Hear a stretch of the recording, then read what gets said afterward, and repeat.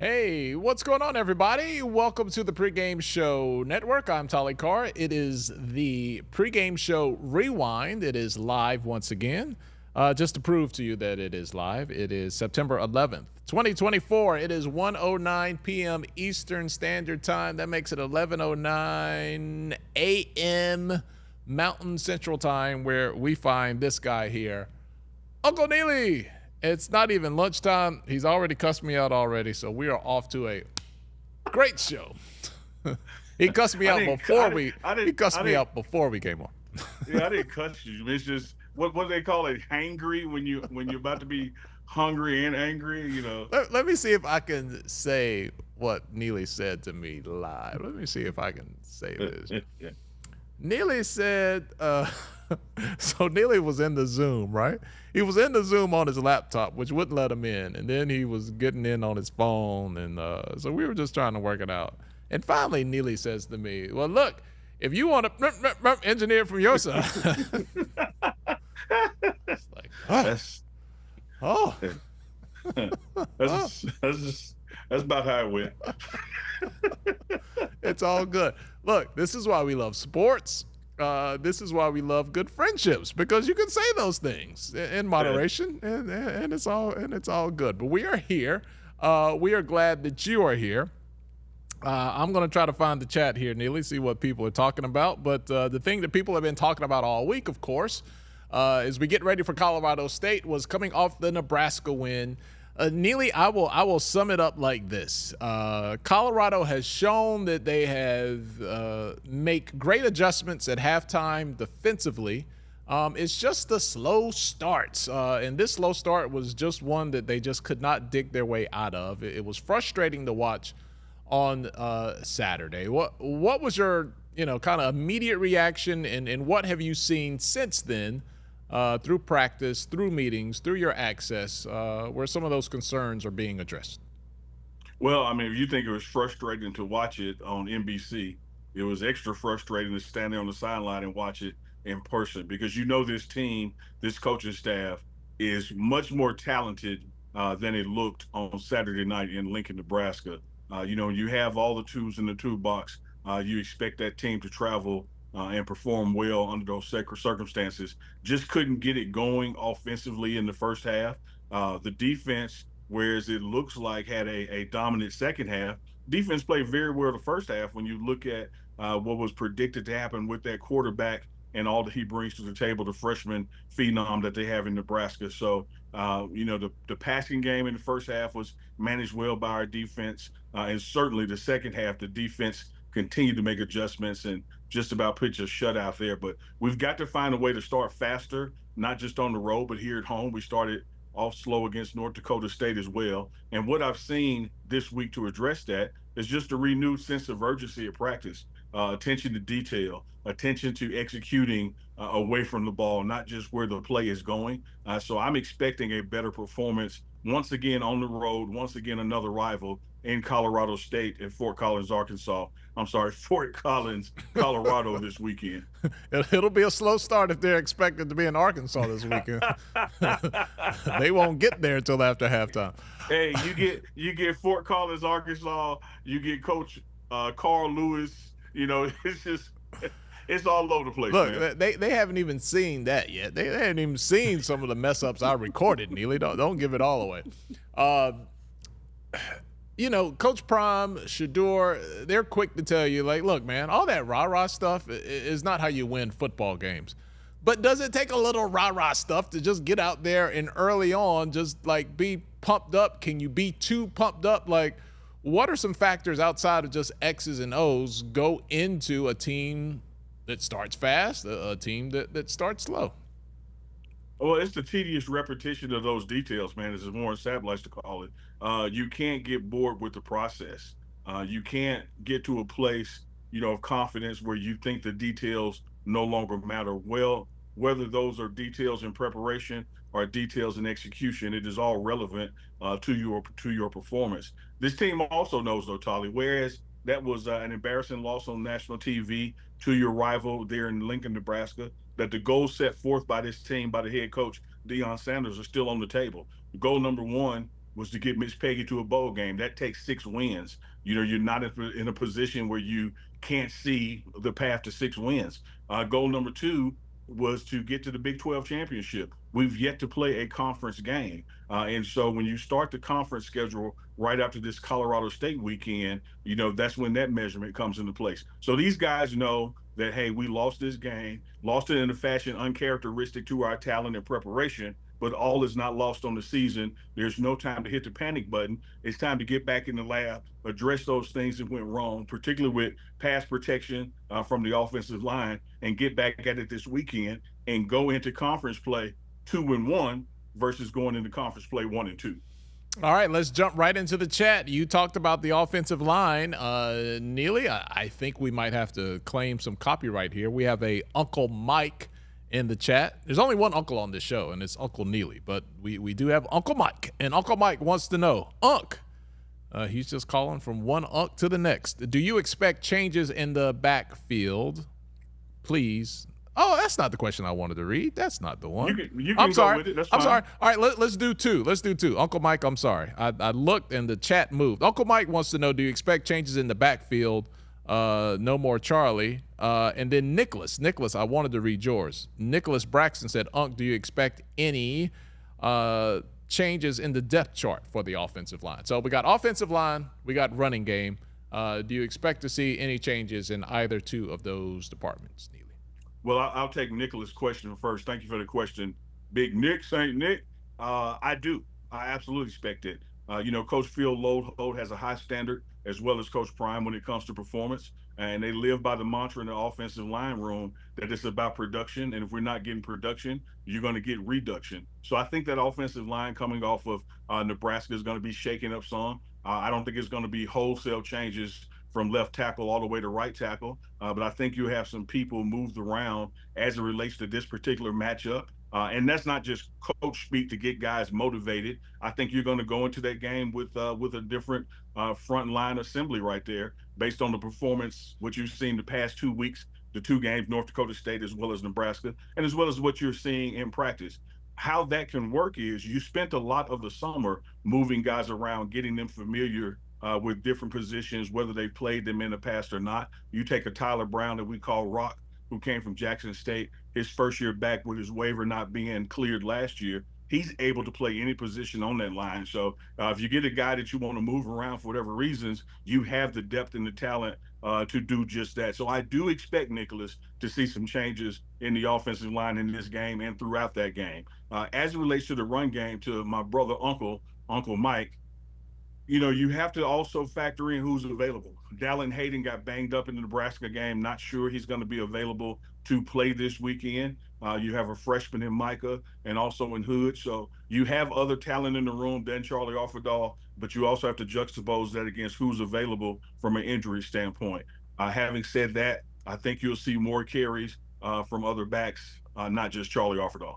All right, Neely, let's talk about the running backs a little more. I feel like just from watching the game, and you have a better angle than me, and you definitely have more perspective just being there, boots on the ground every day.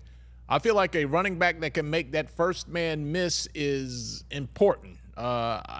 So far, we're just not seeing those, hey, here's a wide open hole, just, burst through there and outrun everybody. There has been some penetration, and there's got to be some. Hey, you got to read that, you got to get around that, you got to juke that, and that might not be ideal, but my opinion, it just is what it is from what I'm seeing, just sitting at home watching it on TV. Well, what you're seeing on TV is what you see in person. It's 11 on 11. The defense has 11 players, the offense has 11 players, and the guy with the ball has got to make somebody miss, or the scheme has to make sure somebody else is occupied so somebody is freed up. But you can also do things creatively in space. The speed that you have on this team with Travis Hunter, LaJohntay Wester, or Jimmy Horn Jr. receiver, you can do some things in the backfield, such as a jet sweep or some reverses that are really running games, even though it may go as a pass categorically. So you can't just say we're going to run this ball right up the middle in the A gap every time with a small back. Particularly when you did at Nebraska, you were running to the strength of their defense. I think what you saw in Nebraska's D line, their two interior linemen, were the most talented you're probably going to see this year on that defense. So when you have that kind of favor going against you, you want to run away from that, not toward it. I look this week that you're going to see some things schemed differently, utilizing tight ends for extra protection, but not just in the pass pro, but in the run game. And I think you'll see some things going to the outside as well versus just up the middle. All right, the chat is just moving quickly, Neely. Like it is moving like a teleprompter. I'm going to sum up some of the questions. I see a lot of comments in the live chat right now that are saying, I'm seeing a lot of what I saw last year. What things look different to you? What areas have you seen improvement in? Just 2 games in from last year. I know as a fan, I'm feeling the same emotions like I was last year. But like, what is different on the field? Because I know that second half defense is different. Because I know last year the second half was giving you heartburn like the first half was. What are some things that you can lay out? Some optimism, if you will, for what looks better. Well, for the folks who are saying they're seeing a lot of what they saw last year, you're entitled to that. You're entitled to that opinion. You're entitled to, if you're bearing that out in statistics, you know that fact. However, this is a much more talented team than last year. This is a deeper team than last year. We are 1-1. That's 1 win and 1 loss. The goals of this team are not out the window by any means necessary, even being near out the window. But here's the improvements I see. You called it. I mean, this defense is exponentially better. You have 2 halves, second halves of play where you just about pitch shutouts, to someone that was moving the ball pretty handedly in the first half. But when you look at that Nebraska game, the defense really did do a good job in the first half. They were just gift wrapped so many opportunities. You had a pick 6. You had some 3 and outs. You had some sacks. You had where, Jimmy Horn ran 1 for 60 yards and the offense was not able to do anything with it, complimentary football wise. But when you look at this offense, I think people forget that just week 1, we put up 450 plus yards of offense, with Travis Hunter and Jimmy Horn Jr. Jimmy Horn had 198 yards. Travis has already had a second game with 100 plus yards. The offense is there. We just have to start faster and be more consistent. And I think one of the differences you see in the offense from this year to last year is last year you had the tempo no matter what. We're trying to go fast no matter what. And that was getting us off the field even quicker. This year, there's a more methodical approach to it versus down the distance and situational football. I just don't think it's time to hit the panic button when you're 1-1 and about to go on the road for an in-state rival. I think that the matchup this weekend is favorable to us, and a lot of these concerns are going to go away after you put up the numbers and production you do this weekend. All right, shout out to the basement. I assume it's a he. I've gone the opposite direction sometimes, but the basement sounds like a guy. He says the problem is not the players, the problem is the offensive schemes, specifically the lack of design run plays. We've talked a little bit about run plays here in the show. That seems to continue to be a topic of conversation there. People saying some people want to know about the physicality in practice, and maybe it's not transferring over to the game. Neely, how physical are practices at Colorado? Well, one of the things to address that starting this week, well, not starting this week, I don't want to put that misinformation out there. This week when we started practice coming off Nebraska, day 1 was inside run and it was full contact. Coach Prime said, we're not hitting backs below the knees, but it's going to be a full contact practice and we got to get better tackling and better in short space. So he had a whole script for inside run, not only executing on offense, but stopping it on defense. So I think to that person who posed that question, you've seen it turn up in practice just a bit to make up for that. And I think it's been responded to well. Today is Wednesdays. We've had great practices going into this week. Got a couple of more before we take that short drive, up to Fort Collins. And I think people are going to be more in tune with what you saw week 1 offensively or what you saw last year in big games such as TCU offensively, because we have a receiver room that if we give this quarterback just a wee bit of time, and Shedeur tell you he's also got to do a better job of getting the ball out of his hands faster. If you do those things, we have a defense built to stop people, and we have an offense designed to score and score a lot of points. All right, some people want to know where they can watch the game. We've been through this exercise already once today. It is on CBS. I also see it listed as Paramount Plus. So if you're just exclusively streaming on your Roku, Amazon, Fire, whatever, And you got Paramount Plus, you should be able to see it there. Just regular cable, rabbit ears. It'll be on CBS. Neely, it has been a quadrant of networks. It went from ESPN to NBC, then it's going CBS, and then next week it'll be Fox. So like, ain't no ESPN Ochos out there, man. These are all the big networks every weekend, and a smorgasbord from week to week here early. And I haven't done a deep dive in it, but I would imagine this is the only football program in America that has been on national TV for its first 4 games, and all 4 of those games being on different networks. And I don't expect that to let up as the season goes on. There are already some other games on the back half of the schedule that are slated for TV and primetime slots. And when this season really gets rolling with conference play, I expect more and more television coverage, including college game day and big noon kickoff, et cetera, to come back as well. Because this is the epicenter of college football here in Colorado and what Coach Prime is building. And again, to all the fans out there with the disappointing loss in Nebraska, I just still don't think it's time, anywhere near time, to be hitting the panic button. We're 1-1. The goals for the season are still in place, and those goals are going to be reached. All right, Samoan53 says that linebackers look solid with Hill and Bentley. How are you feeling about the depth at linebacker, Neely? He says Wester is his favorite. Yeah, I feel great about our linebacker room. Coach Hart has a great problem, and that's figuring out who to put out there, because he not only has talent this year, he has some depth as well, and those guys have a good command of the defense scheme. And when you look going into Colorado State, as well as they did a spectacular job, in my opinion, at Nebraska, but if you look going into Colorado State, the linebackers and where they fit in stopping the run matches up well with their back. So I'm expecting a big contribution from the linebacker core this weekend. Bentley has been nursing what you want to call a turf toe, but he's been at practice all this week. He played wonderfully there in Nebraska, hadn't missed a snap at practice this week. And so I'm expecting the linebacker room to be healthy and at full strength going into the road trip. All right, we got some injuries coming out of the Nebraska game. Notably, Shiloh Sanders had, I'm calling a broken forearm or some severe injury to his forearm that required surgery. He's going to be out at least a few weeks, at the very least. Coach Prime thinks he has Wolverine healing powers. He actually said that the hand of God touched him. I thought Wolverine would be a funnier reference there. So what will the team miss without Shiloh being on the field? Well, you're going to miss his leadership. He is the anchor back there.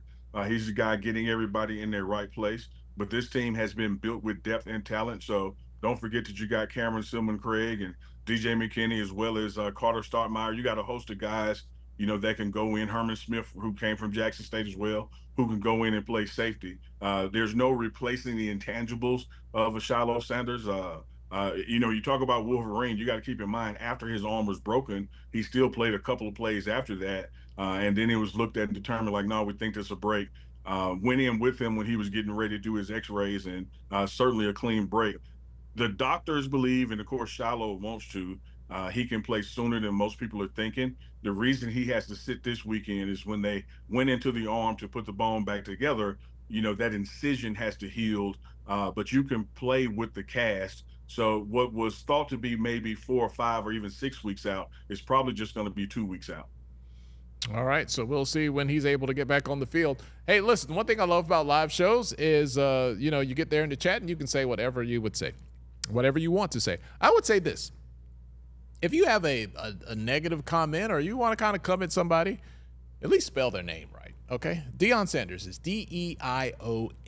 If you're going to bring the smoke to Coach Prime, spell his name right. It's hard to take it serious when you can't spell the man's name right.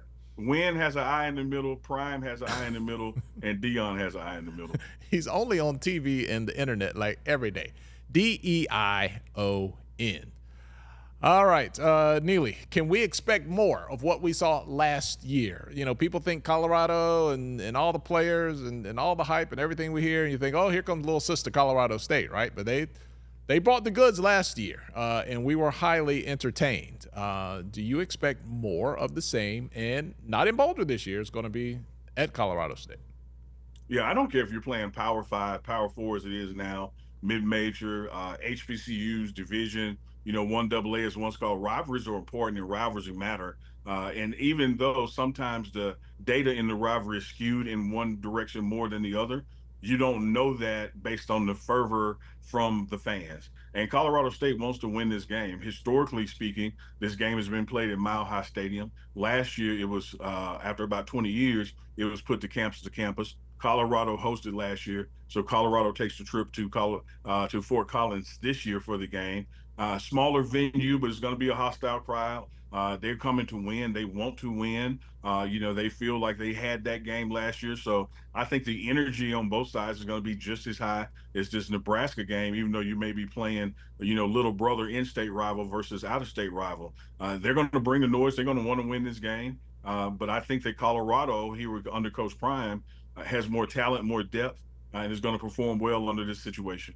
All right, here's a perfect example of you can be mean as long as you're funny and spell people's names correctly. Lil Bucket, whoever he or she may be, Little Bucket says, Neely only care about what Chef cooked today. Now, maybe the grammar is a little off there, but we get it. Neely only cares about what Chef is cooking today. Is any truth to that?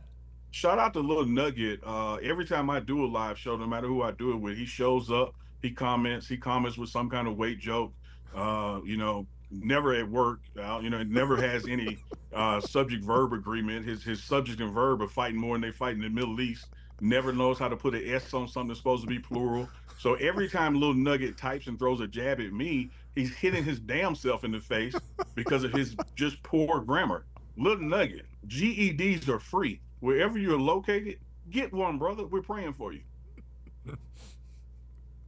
All right, I told you Neely cussed me out before the show. So what do you think? What do you think you're gonna get, Little Bucket? I got Little Nugget and his mom on Sunday night. But why he doesn't understand that when you come on somebody's YouTube to attack them and make jokes, you're only helping them. So keep commenting, Little Nugget. Little Bucket, I don't know what your damn name is, but just keep on. Oh boy! All right, chat. It said Little Bucket in here. Little Bucket. That's it. Yeah. Hey, you see how important it is to me. I only know he know my name, but I don't know his. He came back. He said your hat's too tight. Yeah, and your subject verb agreement is too loose.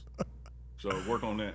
Oh gosh. All right. Sorry we got sidetracked here. Everything is everything. All right. So now all the comments about you and Little Bucket. Let me let all that pass through.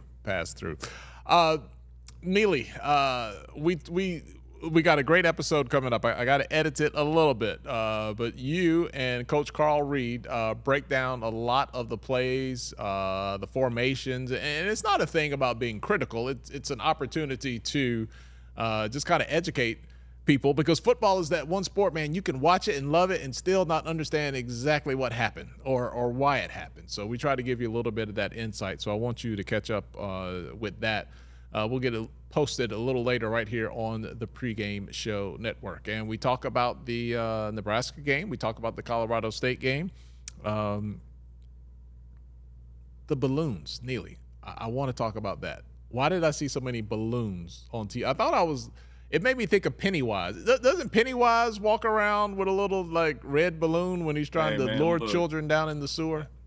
I think you're talking about that damn clown. Neely don't do horror movies. Yeah. Neely don't do horror movies. Neely might go see what Chef cooking, but Neely ain't gonna do no horror movies. If the movies say it's scary, I'm gonna take y'all word for it. I ain't going, because that don't entertain me. But to the balloons, what I am told is that Nebraska once had a tradition of releasing red balloons when they scored a touchdown. They brought that tradition back, and I think it was brought back this particular game. And first score of the game, everybody released, red balloons. I don't think they, have balloons for every score, because it's just been a red damn sky the way they were putting up points this past weekend.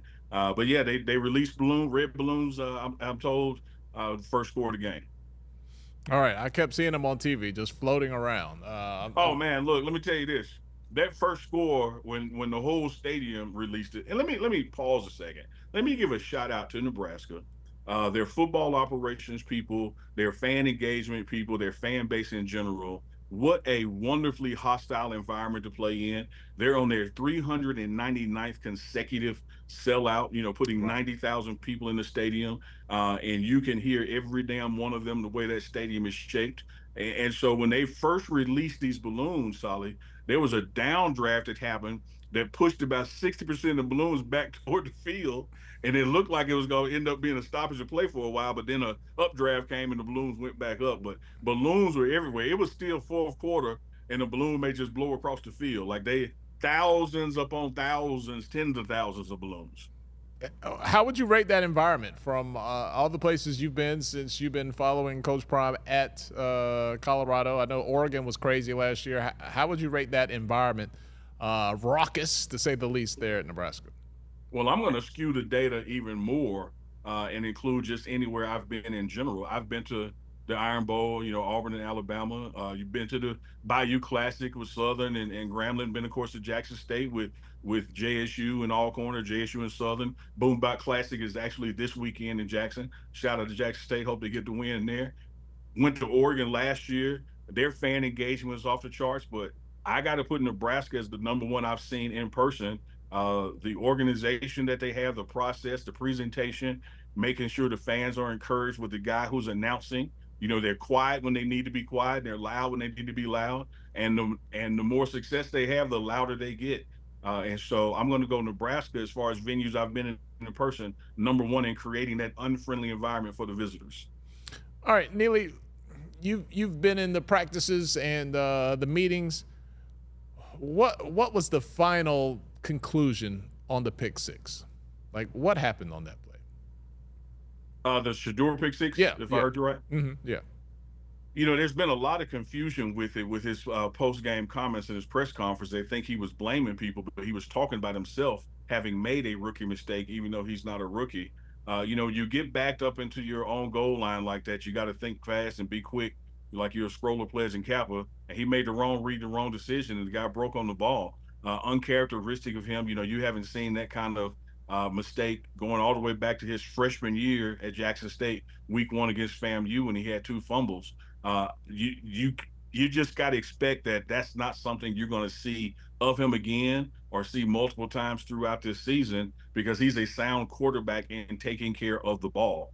In fact, when you look at most of his quote unquote interceptions, it's always some kind of fluke to it where it bounced off of a shoe or a helmet or, a referee or something. Shador is pretty sound in his passing.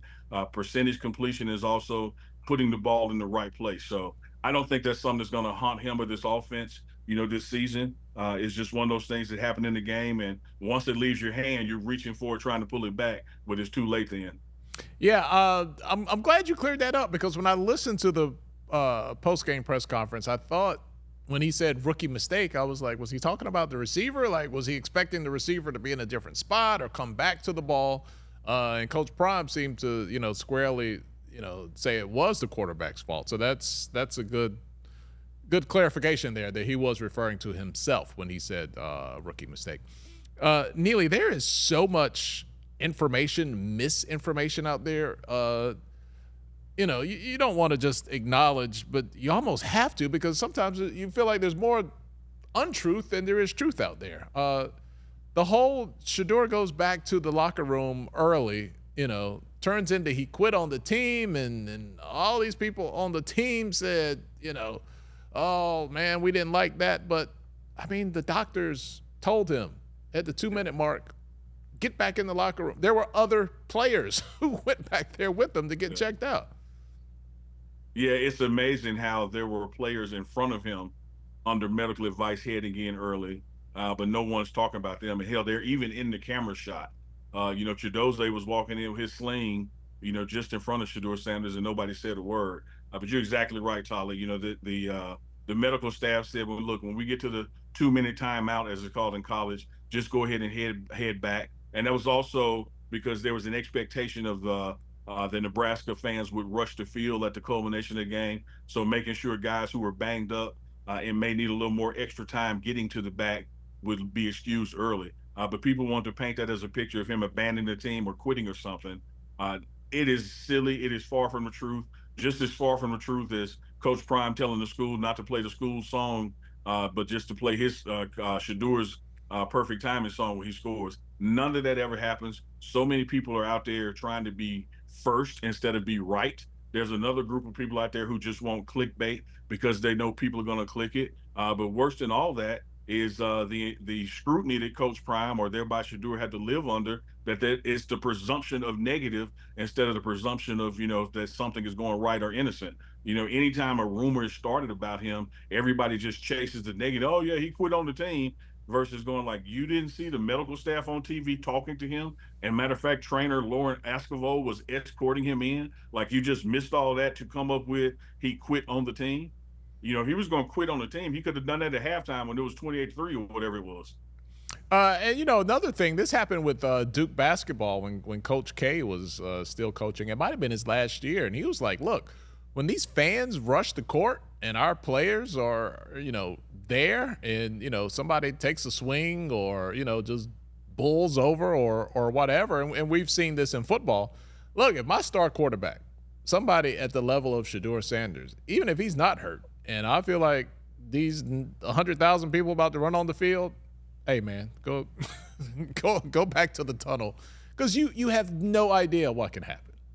None at all. And the safety of the student athlete comes first. And so when you look at that, a couple of plays early, he had been banged up. The medical staff was checking him out. You look at that the game is out of hand. The backup quarterback is already in. You know that the fans are going to at least some degree rush the field. Why would you not give the guys who at that particular time need a little more time to get to the back? Why would you not give the guys, particularly ones who are high profile, that fans will want to rush up to, whether it is a positive rushing up to them or a negative rushing up to them? Why would you not get them to the back sooner when you had the opportunity with the 2-minute timeout in college football this season? So much to do about nothing, but always speculation to the negative.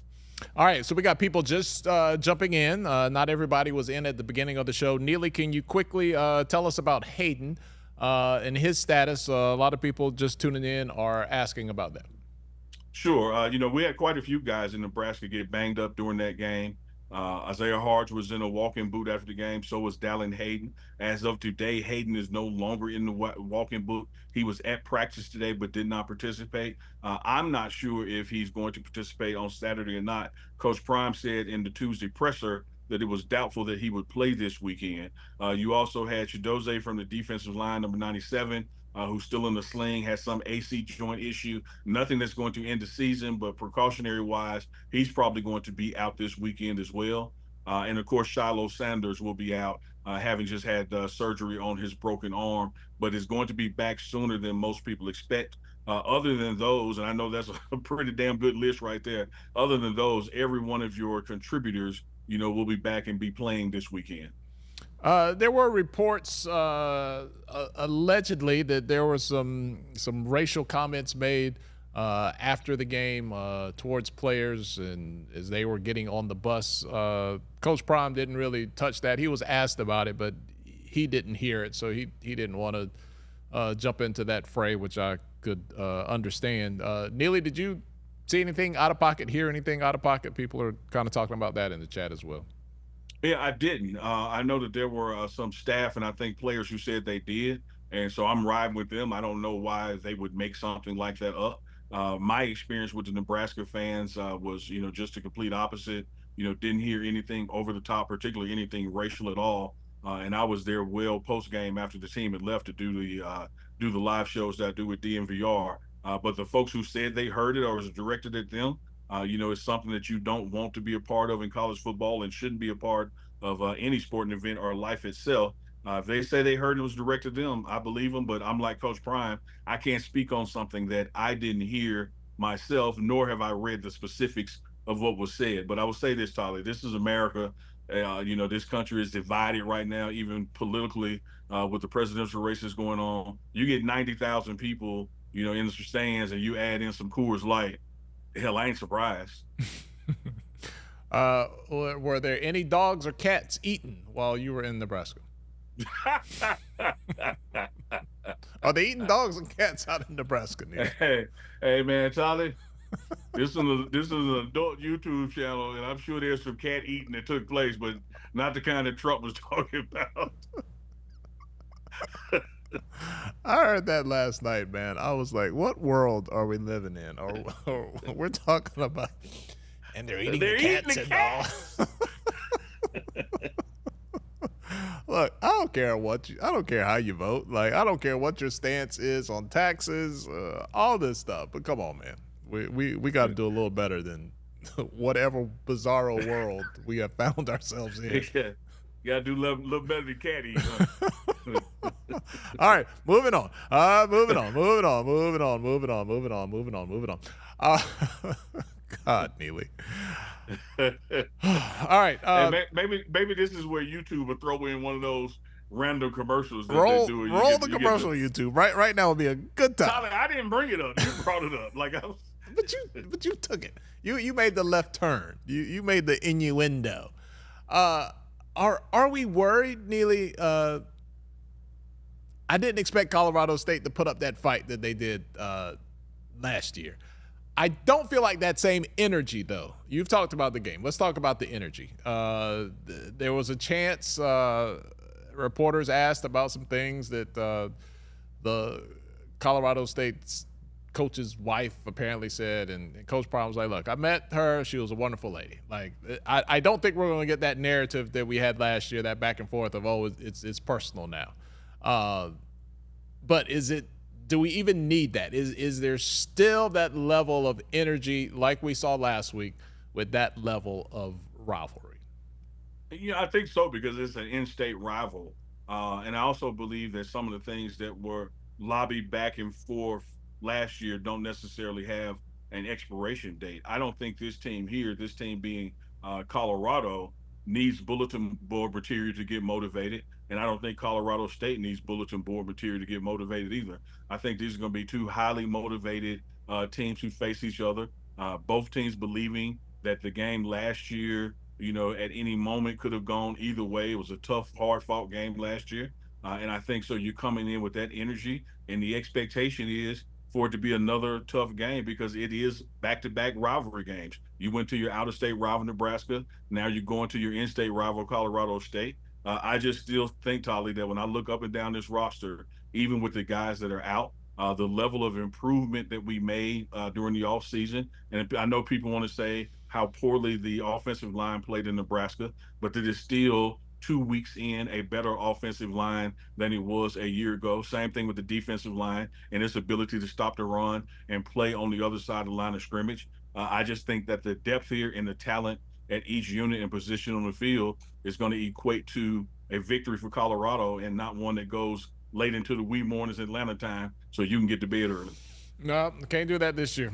Cannot do that. I'll actually be out of town, so I definitely can't do that this year. Why are the adjustments so effective at halftime defensively?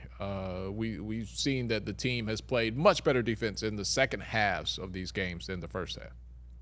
I think you get a sense, for your opponent from a player standpoint. And then keep in mind, you have capable, qualified, professional coaches up in the box from a 30,000-foot view who's seeing the movements, and you're able to articulate that and address things not only as the game is going on, but especially at halftime.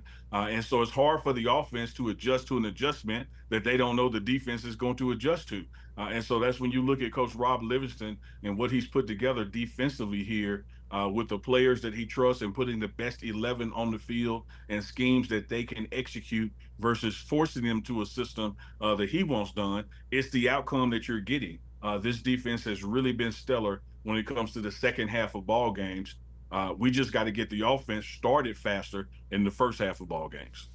What have we seen so far out of Travis Hunter? First week against North Dakota State, we saw some phenomenal plays. Still had a solid game against Nebraska. It doesn't get talked about as much because of the final score, but from what your expectations were just 2 weeks in, what have been your takeaways with Travis Hunter? It's just phenomenal, and it continues to just blow your mind every time you see it week to week. I think so far, 2 games in, he's probably only missed 4 or 5 snaps in totality, and one of those because his helmet came off and he had to come out of a game. And so his ability, his conditioning, the way he prepares for each game on the defense and offensive side of the ball, you just think about this. It's not talked about, as you just said, because of the loss in Nebraska. But once again, he had over 100 yards receiving and shut down one half of the field when he was on defense. You have not seen anything like this in college football since his head coach, Deion Sanders, who wasn't playing, if any, on offense at the time. Didn't really do that until he got to the league with the Cowboys and was, doing some things on both sides of the ball. But Travis Hunter is a phenom. We haven't seen anything like this, and I think is clearly the most talented athlete in college football in 2024. This is such a unique, just social dynamic, Neely. We got over 500 people watching right now, and I'm listening to you, and I'm looking at the chats, and I'm looking at everything that's going back and forth, and I even feel this as I watch the game. People want Colorado to either really, really win, and it'll be like a very big special moment, or like a real feel good thing, or they are rooting like hell for them to lose. Like there is no there's three places you could be in sports, right? You could be at a place where you're loved, you're hated, or like no one even knows you exist, and they don't really care about you. This team has this. It's right down the line, man. Like it's right down the line, and I don't think it's because of anything that they have done. You know what I mean? Like I don't think they've gotten in any trouble. They haven't insulted people. They've kept their nose clean. It's just people's feelings are either all the way over here or all the way over there. Yeah, it evokes a lot of emotion one way or the other. It reminds me of my beloved Dallas Cowboys, who I can unequivocally say will be in the Super Bowl this year. I know you guys call us Dallas Cowboys fans delusional, but tell my girl Simone that so what, we're gonna beat the Eagles. We'll be there. Having said that, I've sat in AT&T Stadium in Arlington, Texas, next to a guy who spent $200 to cheer against us and bought a $50 hot dog to cheer against us. And I sat on the other side with somebody who spent $200 on the ticket and a $50 hot dog because they love the team. Either way, Jerry Jones got that 250 out of him. And so when you look at why this team is on 4 networks in 4 different weeks leading off the college football season, it's because the broadcasters know, and thereby the advertisers know, people want to see this no matter which side of the spectrum you're on. People want to see Colorado football. People want to see what Coach Prime is building here. They want to see Shador and Travis's last year together, as well as these other complementary pieces who have flourished since their time here. And keep in mind that a cadre of that, started at the HBCU. That story is still intertwined in all this. When you add all that up, it equals eyeballs on the screens. Broadcasters want those eyeballs because they want to juice up the race to those advertisers. And that's why you get 4 different networks, 4 different weeks showing Colorado football, because it's the passion involved in it. It's the emotion involved in it. It is must-see TV. I find it amazing. There are teams out there that I don't particularly like for whatever reason. I don't know why sports brings those emotions out of us, because those players haven't done anything to me, and those players could switch teams, and all of a sudden I can find myself cheering for them. But I will say this. If it's a team I do not like, I promise you, Neely, I will not be listening to or watching a podcast to even root against the podcast. Hey, Tolly, you and I are a lot alike in that regard. My good friend Tolly Carr, who I have branded a philosopher and genius, once told me people don't lie about what they like. Like if they're watching it, they like it. And I think there's a lot of Deion Sanders fans out there masquerading as haters, because for you to hate it as much as you say you do, you damn sure be here watching it. And I'm like Tolly Carr, when I don't like something, I don't watch it. At all. They be watching, Tolly. They are in there. Jimmy Horn. People are talking about Jimmy here in the comments. What type of bounce back do you expect? And also, how does the scheme and the success of the scheme complement and help out what Jimmy can do at wide receiver? Well, I think one thing that's going to happen in this wide receiver room is going to mirror what happened last year in the wide receiver room. and that's that everybody's going to eat at some point in the season. There's too much talent, and there's also only one ball. But you have a gifted quarterback in Shiloh Sanders who knows how to read the right reads in the right order and get the ball to the favorable matchup where the pass has a higher likelihood of success in completion. So one week you may see Jimmy Horn go 198. The next week you may see Omarion Miller go for 220. The third week it may be Travis again for 260. But everybody's going to get a taste of the ball going through these games because they're favorable matchups and you can't guard everybody. When you shift the coverage to double team Jimmy Horn Jr., then that leaves LeJontay Wester open. If you try to take out Wester, that leaves Hunter or Shepard open. All we have to do is get this offensive line in sync, get them jailed where they're giving Shedeur a little more time. And then also, as Shedeur has pointed out himself, he's got to make a little quicker decision and get the ball out of his hands faster. With that, this is going into the preseason, man. This was one of the top 5 receiver rooms in the country. I'm going to say it's one of the top 3 receiver rooms in the country, if not number 1. All right, we got people still joining us here on the Pregame Show Network. This is the Pregame Show Rewind. I'm Tolly Carr. We're in Atlanta. That is Uncle Neely right there.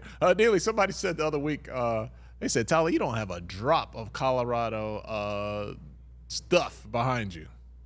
Here's what happens, Neely. How many shows were we going to do this week before we did a show? Right? We're probably on our 5th time of finally getting it done. I'll put it up, and then it might happen, it might not. I take it down. I put it up and take it down. By the time we actually get it, sometimes I just forget to put it back up. And then my fans over at HBCU Game Day, if I leave the Colorado thing up, then they're going to be ready to kick my behind. So it's a it's a delicate line that I walk over here. Sometimes I just forget to put it up. I love this shared space with the HBCU Game Day studio. You know, the pregame show wouldn't exist without HBCUs, the support it got at Jackson State and continues to get from Jackson, Mississippi, and that SWAC footprint, all the way to the MEAC footprint in the Carolinas. But, Tolly, I say all to say, I remember one time you left a Colorado thing up and then went on to do an HBCU show, and Black Twitter, which went ham. I love this from Black Twitter, boy. They let your ass have it. So, look, folks, I try to avoid the smoke. I'm always going to support my brother, Uncle Neely. That's why I'm here. But I do have to avoid the smoke from time to time. So sometimes you might see the sign. Sometimes, you know, you might not. Oh, that day you couldn't avoid the smoke. The smoke followed you. You were a chimney. They had it. They were out for your boy. All right. We have not talked about it this week. What have you been eating? What has Chef been throwing together this week? Well, today is Wednesday, and I haven't gone to lunch yet. Going once we wrap this live up. Tell you, he did something different yesterday, which I guess you'll see later in the week when we do his week worth of chef stuff. We had beef ribs, man. These things were huge, and by the time you picked up the bone, the meat was just coming off of it. He did an excellent barbecue spread yesterday. So Chef is in his bag. And speaking of, man, happy birthday to Chef Carl Solomon. His birthday was yesterday. Coach Prime brought him up in front of the team today because we met because as Coach Prime calls him, he's the MVP of this team because he's everybody's nutritionist and keeps them fed and makes sure they are game day ready. Chef Carl Solomon, happy slightly belated birthday. And Neely ain't gonna miss no meals. None at all. And we're about 3 minutes away from letting Neely get this meal. Let's just recap some things really quickly that you talked about at the top of the show. A lot of people are talking about, hey, run the ball, but run it creatively. And Neely, you discussed there's more than one way to skin a cat. It doesn't just have to be dive right up the middle. And it doesn't necessarily have to always be a running back that can get you yards on the ground. There's several ways to do this, right? Absolutely. You know, someone was pointing out no more Charlie Offerdahl. I guess they tired of giving Charlie love. Charlie's my guy. Shout out to him. But you remember the first play against North Dakota State was to Draylon Miller, a receiver. Like there are other ways out of the backfield to be creative and quote unquote be in the tenets of the run game. Having said that, Tolly, this is something you and I have discussed. You and I and Coach Carl Reed on the Big Boys have discussed. What fans need to also appreciate, as much as you need to have a run game that is complementary, a run game where you can control the clock when you get leads, a run game to shake things up. when you have a talent such as Shiloh Sanders, Travis Hunter, LaJohntay Wester, Jimmy Horn Jr., Will Shepherd, the list goes on and on. You're going to put the ball where it has to be, and that's in the hand of the quarterback and the receivers. You got to go with your three best players having the ball most of the time. Do I believe we need to run more? Yes. Do I believe we need some creative runs installed? Sure, no problem with that. But this is not something where you have a perfect science of this team is going to be 60 passes, 40 runs, or 70-30. This team is going to be built around the best players having the ball as much as they can. That happens to be the quarterback and the receivers. All right. You love to give your score predictions. What number? What number are you going to lay on us this week for Colorado State? Colorado State, traveling on the road, hostile environment. Last year went into overtime. This year will not be in overtime. Let's see, 2 or 3. Give me another one on the ground, 28. Let's go Colorado Buffaloes, 28. Colorado State, 13. 28-13. You can book it. Take it to your bookie. Take it to DraftKings. Take it to FanDuel. Neely says 28-13. If you don't win, do not bring it back here for entertainment purposes only. Uncle Cleo. I was about to call you Uncle Cleo from Miss Cleo. Call me now. Just for fun and games. Like don't bet the mortgage on this. Just a little spare change. That's what Neely says. All right, 28-13. We'll see how it goes. All right, where CBS? What time is the game on Saturday? What is that? 5:36 p.m. I think is the actual kickoff. So add an hour for Central, add 2 hours for Eastern. It will be on CBS and their streaming, which I think is called Paramount. So another week of a nationally televised game doing a quote-unquote primetime slot. And just for informational purposes, next week's game, when Baylor comes to town, has already been picked up as well by Fox. And so you'll have the first 4 games of Colorado Buffaloes being aired on different networks, national primetime coverage. All right. I love the energy in the chat. I love the plus 500 people that were watching us today. There was just an entirely different conversation from the conversation that we were having, Neely. So I love the entertainment value. That was really great. So make sure that you stay locked in to the Pregame Show Network all week long. Any other cool content that you got dropping this week, Neely? Sure. We got, the All Access Pass where we take you into the team meetings as well as practices before we get into, the play calls or practice. Also got a message from Pastor E. Dewey Smith coming as well. He addressed the team this morning through video. Excellent message, getting the team ready for this week. So always more to come on the Pregame Show Network. Of course, Friday, there'll be a live pregame show, and Saturday, there will be a live post-game show before we get ready for 1-0 this week. And then next week is the Big 12 Conference home opener against Baylor. So always back-to-back-to-back with content. And you'll always see me and my man, Tali Carr, live and direct on Wednesdays. All right, so look, let me give myself a plug. If you're going to be watching any HBCU football this weekend, I'm going to be on the pregame show with HBCU Go, so check that out. You should be able to find that on the Griot, and I'm going to be at the Southern Heritage Classic. It's going to be UAPB and Tennessee State. So I'm looking forward. You got some good ribs there in Colorado this week. I'm hoping to get to Memphis tomorrow and get some barbecue, some ribs, like the palate in Memphis. I'm ready for it, Neely. Absolutely, man. Neely's Memphis and barbecue go hand in hand and go back like rocking chairs. Congrats on your coverage with the Southern Heritage Classic. It's phenomenal package up there. UAPB, like you said, is participating this year.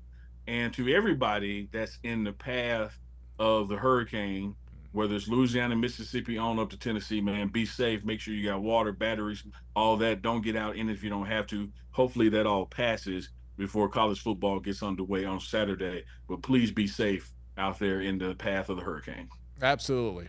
Very well said. We will leave it right there. Thank you guys so much for hanging out with us here on the Pregame Show Network. This is The Rewind. He's Uncle Neely. I'm Tali Carr. Miles in the control room. Take us home in the stream, baby. And we will talk to you guys next week.